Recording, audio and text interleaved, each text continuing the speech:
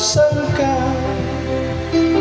Dahil ako nakatali na sa isang dilag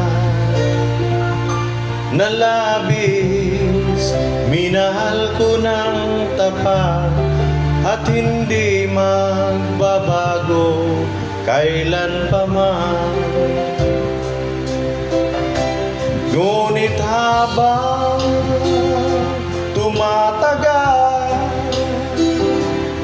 sa'kin lalo kang napamahal.